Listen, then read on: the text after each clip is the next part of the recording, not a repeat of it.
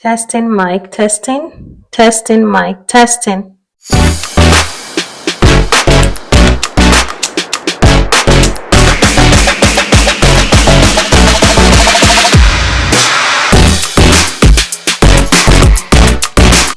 Hello, my name is Alondra Dikese and I am a filmmaker and actor. I am sometimes just an occasional speaker. I am a clinical dietitian. I'm actually a certified dietitian and I practice worldwide, which means I have my clientele from all over the world. I am a lot of things, but what I am undilutedly is a princess and a queen. She has to wear that crown, chin up, and face the world. And that is exactly what I bring to you. This is not some sort of, oh, I'm trying to extend an already existing fan base. No. I'm here to spill it as it is because I genuinely want to give back. I have worked in several industries. I have worked in healthcare. I've worked in information technology. I have worked in e-commerce. But beyond that, I have networked across industries. I have done it all. I have traveled. I have expanded my networks beyond the norm, honestly. And I currently run a business that integrates media, fashion, and nutrition. There are so many things that I wish someone told me earlier before I got here that would have probably facilitated my movement better or would have kept me from making certain mistakes that I made. I don't know it all, and I'm not claiming to know it all. What I am is learning. I'm not coming here with some research from people's experiences or some AI manufactured data. I am coming here with my own experience, spilling it as it is, and we put that into practice. I mean, you are very free to take what you will and dispose what you want. That is even how I treat virtually almost every information that comes to me. It is very important to do that. Even with the things I talk about, obviously experiences are very peculiar. And some of these lifestyle tips, they are going to be extremely personalized or relative. Just because it worked for me doesn't mean it's going to work for you. But what it can do is steer you into some active thinking, like really thinking and considering your options, harnessing some of my experiences and applying that towards life lessons that can help you do better in life. And now that is just a brief background of who I am, what I have been up to, and what I am up to on this channel. So Part B. We made it to part B already. Okay, so I want to talk about procrastination. And I know I'm going to take this off because it just keeps making this sound on this desk. Sorry about that. Anywho, I know that a lot of us have heard about no more sound, no more noise. I know that a bunch of us have heard about procrastination and you're like, what is she gonna tell me? The truth is, I have been a chronic procrastinator.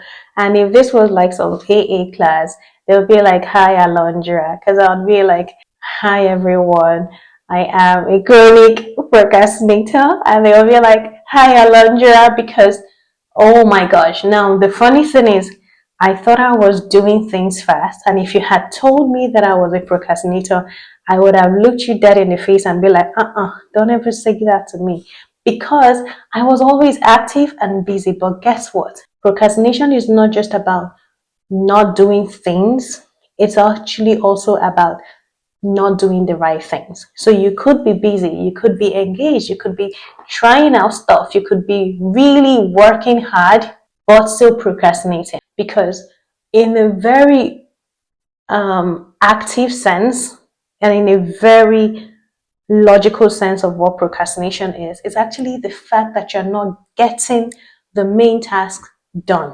It is very, very easy to genuinely think you're doing something, but you are scared to do the actual thing.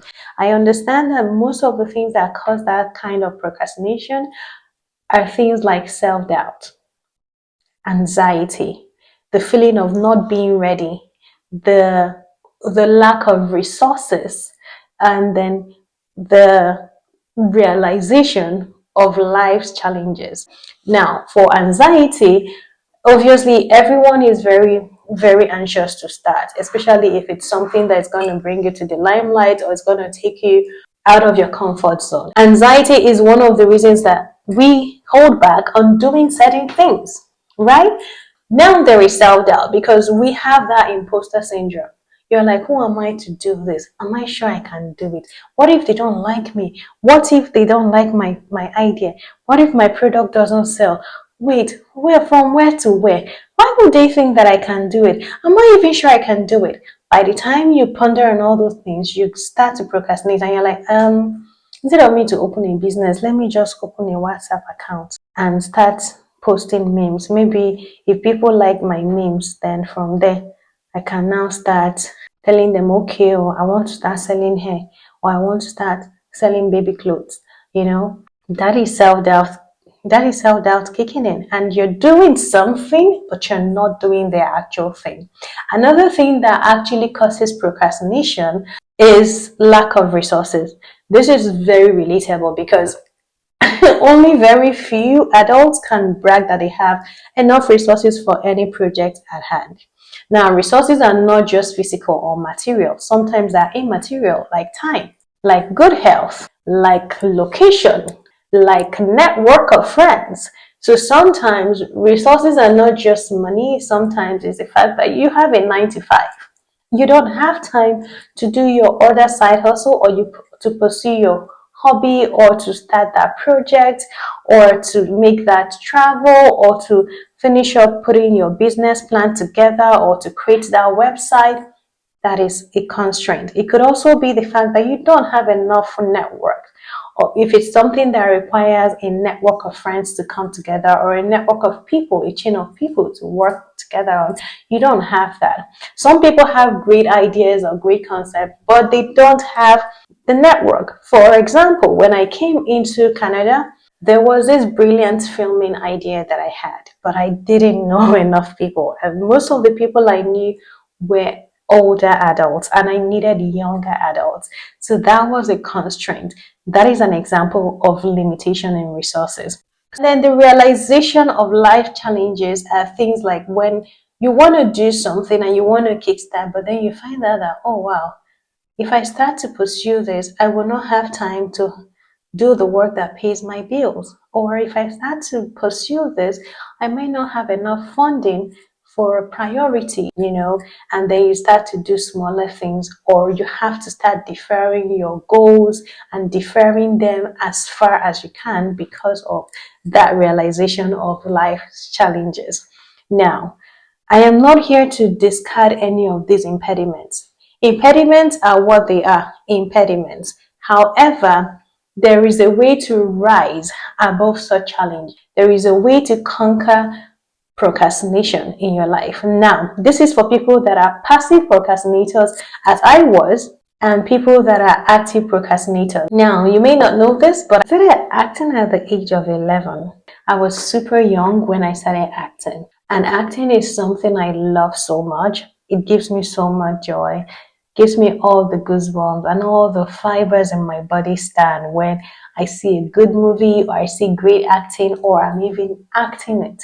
I had to focus on school, and after school I had to focus on jam. After jam I had to focus on uni, and after uni I had to focus on getting a job. After that I had to focus on starting my business, and time kept going on fast. I could only act on weekends or holidays. And that was me actively procrastinating this dead dream of mine. Outside of that, I also started my business, but then I let it be a point of procrastination. I always put that business first beyond my dreams. And the truth is, your business is your legacy, but your dreams, that is your identity. And I did not differentiate these two things. Okay? And this is why I took time. I came to Canada and I started doing the same things over again. Starting in 9 to 5, trying to pay my bills. Oh, trying to wonder, am I ready? I started a new Instagram account. It has just about 60 followers. Yes, that's how poor it is. Am I going to worry about that and not do what I love doing? Heck no. I had to realize to myself, by myself, for myself, that I needed to step up. I needed to do what I wanted to do because those parameters, location, resources, time, fan base, and all of that, those things do not define the value that I bring and the person that I am. The love of what I do, the love for what I do, the passion that burns in me, they don't. So I am a repentant chronic procrastinator. Hallelujah, somebody. Now, I am going to tell you steps and things you can do to conquer procrastination. Okay, let's get into it. The first step would be to set realistic goals. This is the first thing you need to do. Ambition is good, ambition is loud, but guess what? Ambition is hungry. Ambition wants a lot. And then it takes you setting realistic goals to not overwhelm yourself with the weight that ambition comes with. You first of all want to start with setting them in steps. So you want a big business, you want to start a consultancy. What is the first step? You set realistic goals. Your goal this week is to find out how much it costs to even get a masterclass on this business. Your goal next week is to find out where you can meet like minds. Your goal upper week is to find out how you can register to a body that helps with the licensing. Your goal upper week is to find out how much it's going to cost you to get a website. Your goal of next week is to find out what it takes in the market, what is a market survey, what you understand. I'm just giving you examples. These are actionable steps and they are realistic goals. Your goal next week or next month cannot be to have your business running.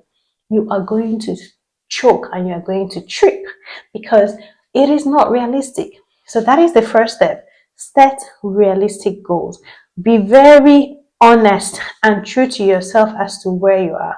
Accountability parameters are so important. Now, what are accountability parameters? These are things that keep you in check and make sure that you are tracking right. Tracking means you know there is a set goal, there is a set timeline, there are resources. Okay, so you track the progress of the project along and across that timeline. So that is exactly what accountability parameters do. So accountability parameters are in two ways. There are in human form and there are in material form. So it could be humans and it could be things. Having an accountability partner in form of a human really helps. So an accountability partner would be like a friend, a mentor, your pastor, anybody actually, your gym instructor, your fitness instructor, anybody can be your accountability partner. And they help hold you accountable to that set goal. It really helps. Sometimes accountability partners can even be people you don't know. For example, when I knew that I wanted to post a vlog about my house, moving into my new place, I made a video and I posted it online. And I said, you guys should watch out for my vlog. It's coming. Now, was I ready? No. But I wanted to have the audience be my accountability partners. That is how you commit, because now I have officially committed. And if that video never comes out, people are going to feel like, I thought she said she was going to release that. And then I am going to feel bad for letting people down, for promising to release this, and I didn't. And then also, the next time I come up saying, oh, I'm going to do this, I'm going to launch this, or this is going to come up on my YouTube channel or something, people are going to be like, we don't know. She said she was going to do it. Did she? She didn't the last time. So accountability partners can also be your audience, can also be a group, can even be you just promising that you're going to get something done, or you're going to figure something out at work, so it doesn't really need to be a close individual to you. It mustn't be a friend or a relative or even your fitness instructor. Now, accountability parameter can also be a thing. For example, alarms, schedulers, timers, I use those things as short-term accountability parameters. I tell myself, oh, I have to finish this in 10 minutes. I have to finish this in 1 hour. I have to finish this before 10:45 p.m. I have to do this. I have to do that. Those things keep me in check to say, are we still doing this? It's time for you to do this. It's time for you to do that. And then another way it can also be a thing in terms of practices. So I have a daily standard of never listening to any secular music until I have worshipped. So I must worship. The first thing I do every single morning is to play a worship song and worship. I have to do that. I mean, that is right after I have read the scripture of the day.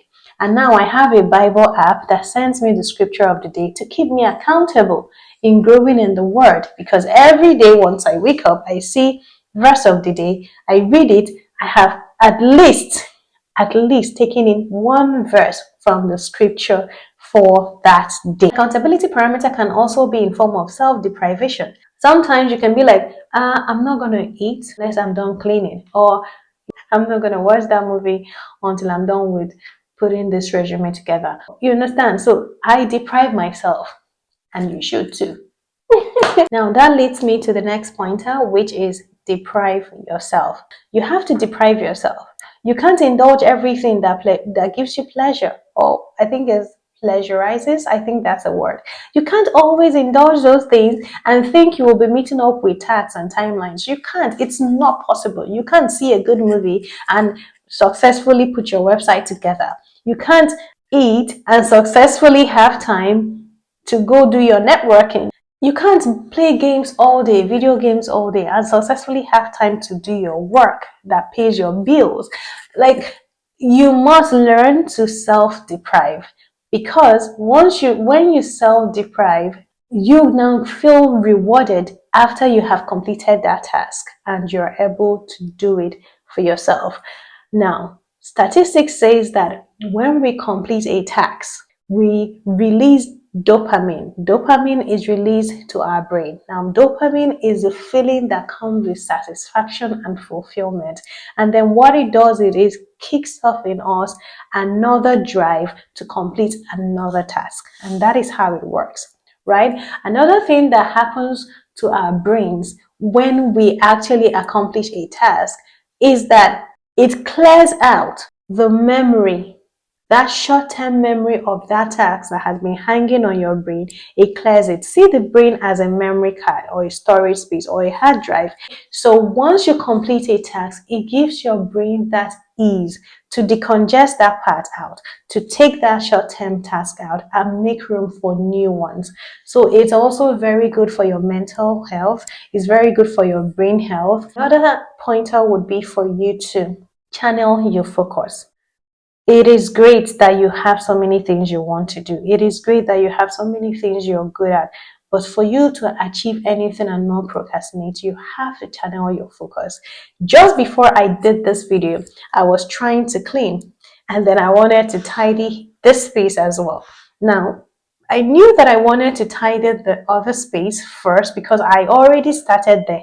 But I found myself coming back here to pick something, clear out something, go back there. I was like, what are you doing? Get done with one. Focus and get done with one and come do another one. The truth is, if I had done that earlier, I would have conquered those two spaces faster. So this is exactly what happens in our lives when we try to focus on so many things and we don't channel our focus to what really matters and what we have dedicated time to. If you say that this phase of your life, you're using it to get your licensing, this is what you should focus on. There is nothing, again, that should make you start doing other things. Not that you can't have fun activities, but let it just be that. Fun activities, things that don't take your time, that don't need you to commit long term. The truth is, the more you rigmarole, the more you go around in circles, the less further you would go. Another pointer would be to do the big tasks first. Yes, I know that on one hand I said start small, and now I'm saying do the big tasks first. They are still correct, because two things can be equally true and two things can be equally wrong. Now, when I said do the big things, that is a big task first, I'm coming to explain that. But when I said start small, I just meant start doing things bit by bit, as long as they get you to the goal. Okay, so take smaller steps, break them up in actionable and realistic sizes, and tackle them. But then when it comes to an overview of your task, as long as these are tasks within reach that you can do, start the big ones first. And I'm going to explain that. So you want to start the big tasks first, because starting small tasks actually has a lot of disadvantages, and I will explain. Now, some small tasks are not time measurable. So you actually cannot say, oh, I'm just going to get done with this and then go do the main thing.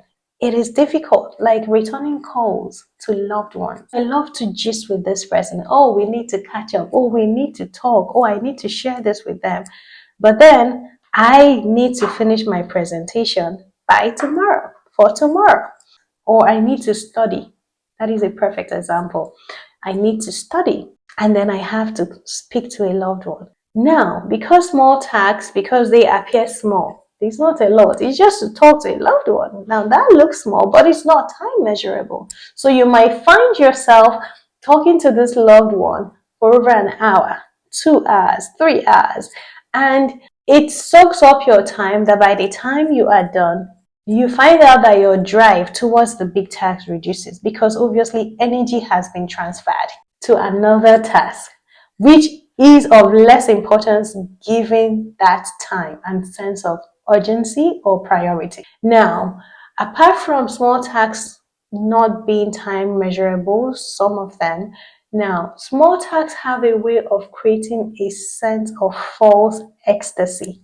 Yes, small tasks can still cause that dopamine release and cause a false victory effect. For example, you want to study and you want to do laundry. These two things are great, but the most important task is you studying because you have an assessment. But then you end up doing laundry and the whole house is neat and your clothes smell fresh, and you're like, I've done so much today. And you know what? Someone might even say to you, oh, you worked so hard. Oh, you done all this laundry already? Oh, wow, you did so well.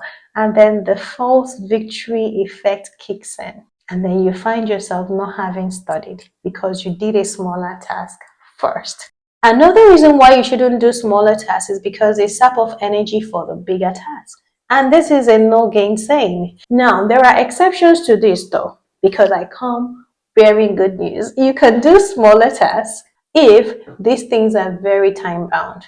If it's time bound, you obviously need to do it.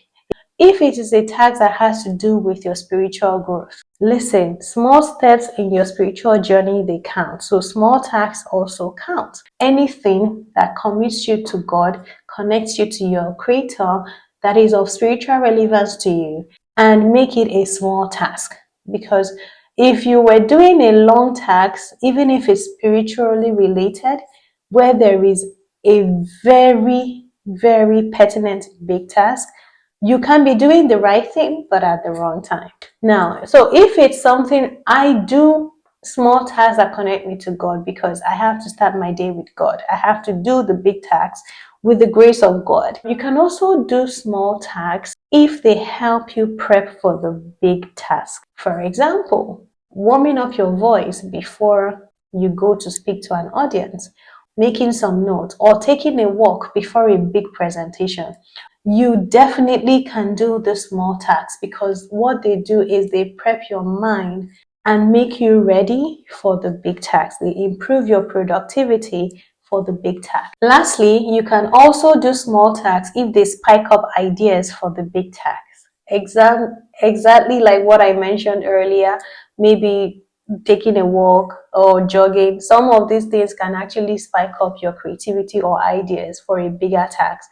By all means, do that. And the last but not the least pointer that I have is that you should bet on yourself. You have to bet on yourself. You have to tell yourself that you can do it. And you have to bet on yourself. I mean, Beyonce said, if there is anything I can bet on, it's myself. That is Beyonce saying that. And if Beyonce could say that, I mean, it's enough proof, it's enough data. Also, Anais Nin says that life shrinks or expands according to one's courage. You've heard that saying, as far as you can see, right?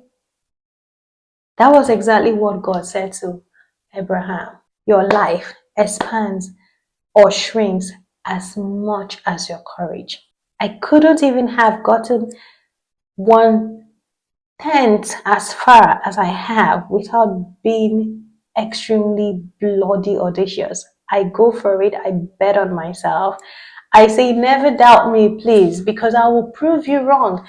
And I'm so happy when I outdo myself. The reward is so good. You just have to be disciplined. The reward of discipline, that is very, very, very, very deep, and you are so deserving.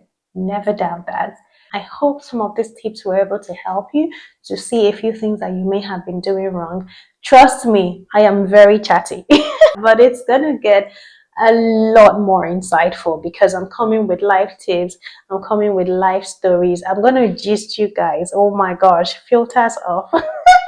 And then I'm also bringing God. Yes, if you don't like Jesus, if you don't like God, if you're not willing to try, this might not be the right space for you. But I promise you that I just share one good news per episode. I try to talk about God. I try to just let you know how beautiful this supernatural being is and how you can benefit from that. I don't put it in your face. I'm not going to be too preachy about it. I'm just happy, loving every bit of myself and who has made me this way. And I want to share with you that love. And then I'm going to talk about all things nutrition and health. Yes, because I am your dietitian with proven records of successful patient management, client management, and general healthy life advocate and advocacy. So I am just going to help talk to us about these things. Want to miss this? So stick around. We're going to have a lot of fun. And please follow me, subscribe. And I mean, if you want to, and if it serves you, I'll be happy to see you here. Same time next week. Mwah. Love ya.